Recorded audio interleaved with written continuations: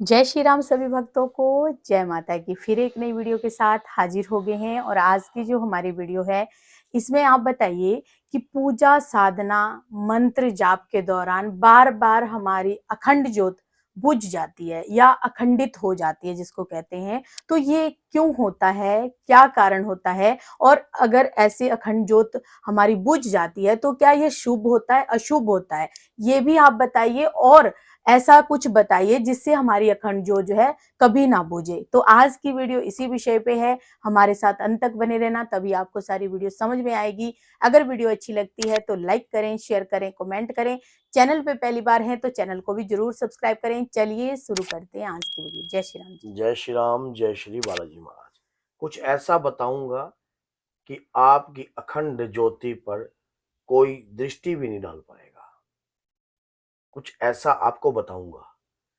अखंड ज्योत का बुझना। देखिए, बालाजी महाराज की कृपा से अखंड ज्योत हमने 41 दिन की भी जलाई है, 108 दिन की भी जलाई है और 21 दिन की भी जलाई है। लोगों की भी जलवाते हैं, नवरात्रि में भी जलाते हैं। श्री बालाजी महाराज की कृपा से कभी ऐसा होया नहीं है। हाँ, जब संकटों का समय होता है शुरुआती तौर पर, तब आदमी के साथ ये कार्य होते हैं, लेकिन ये कोई जरूरी नहीं है कि आपके घर में संकट ही हो।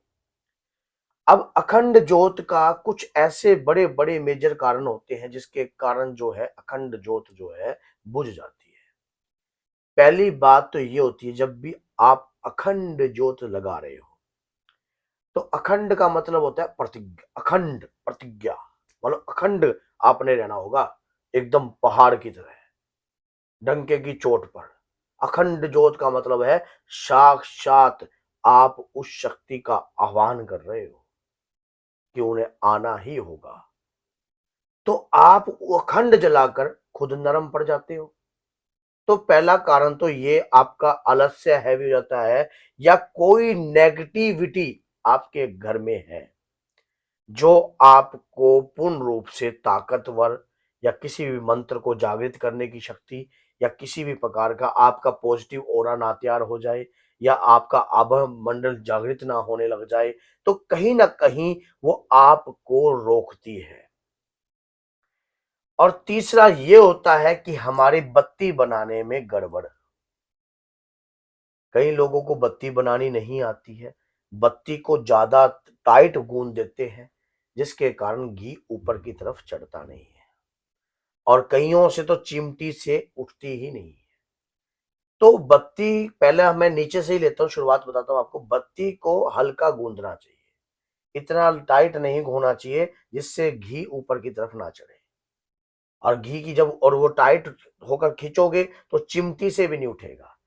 नरम बत्ती हो, कॉटन की बत्ती हो, कॉटन के कलावे से ही आपको बत्ती बनानी है। जैसे कोई मार्केट में आती है, क्या वो ले सकते हैं या फिर अगर वो ले सकते हैं, अगर वो टाइट गूंदी हुई है तो नहीं लेनी।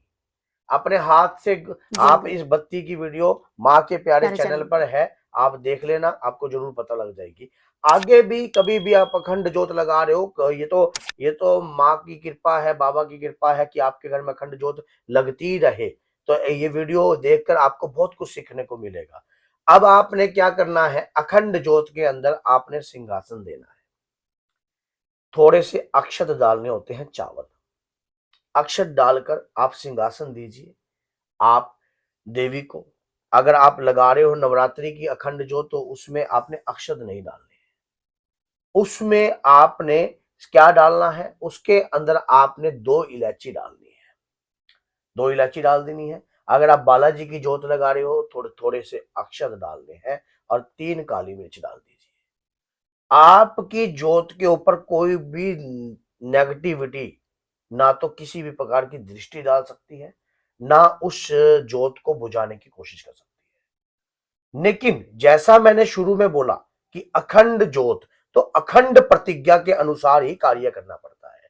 जैसे कि आपको जमीन पर ही सोना पड़ेगा, अगर अखंड ज्योत लगाई है तो जमीन पर ही सोना पड़ेगा। चाहे आप, नहीं तो अखंड ज्योत ना लगाइए, उसका कोई फायदा नहीं है। अखंड ज्योत का मतलब ज्योति से ऊपर आप सो ही नहीं सकते। जमीन पर दरी बिछाइए, और या दरी नहीं बिछा सकते तो तलाई बिछा लीजिए। आपका शरीर अगर अकड़ता है तो थोड़ा पतला गद्दा बिछा लीजिए। तो उससे आप जमीन पर और चौकस होकर सोइए।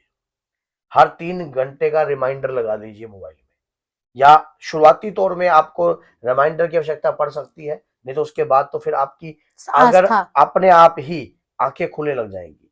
और जब तक विश्वास, इन्होंने बोला आस्था, जब तक विश्वास, आस्था, ये ऐसे केंद्र हैं जो अगर आपके इष्ट के प्रति जागृत नहीं होंगे तब भी ज्योति बुझती है। और संकट भी इस चीजों के ऊपर, संकट किसने भेजा? भगवान के द्वारा भेजा होता है। अगर आप अखंड ज्योति लगा रहे हो तो वो आपकी परीक्षा भी लेगी, कैसे न कैसे लेगी। आपकी परीक्षा लेंगे कि कितना इसका विश्वास है, क्या सोने पर ही है।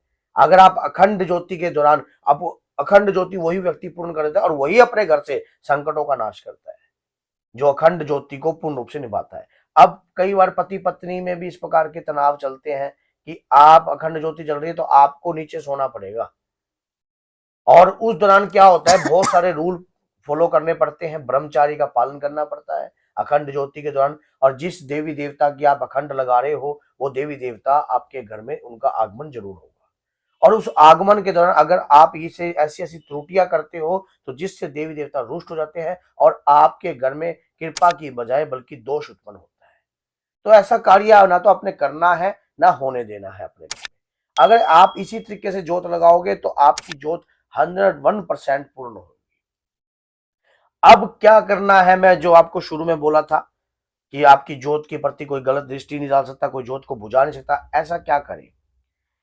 कुछ तो मैंने जो बताया है कि 2 इलायची 3 काली मिर्च आपने डालनी है, और थोड़े से जैसे काली मिर्च 2 इलायची डालनी है, माँ की जोत लगा रही हो तो बाबा की लगा रहे हो, थोड़े से अक्षत या 3 काली मिर्च उसमें डालनी है। अब आपने क्या करना होता है, अब आपने करना है एक 10 रुपए की दरखास्त।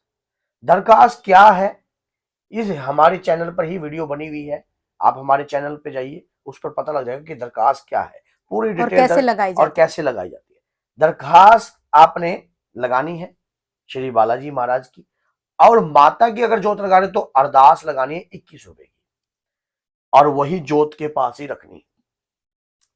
माना जाता है कि दरखास्त लगाने से, जब हम बालाजी महाराज की दरखास्त लगाते हैं तो उनके वीर तुरंत हाजिर हो जाते हैं, और अगर माँ की अरदास लगाते हैं तो माँ की यक्षिणियां तुरंत हाजिर हो जाती हैं आपके जोत पर, विघ्न ना आए किसी भी प्रकार का, और जोत ना तो बुझेगी ना कोई बुझाने वाला पैदा हो सकता।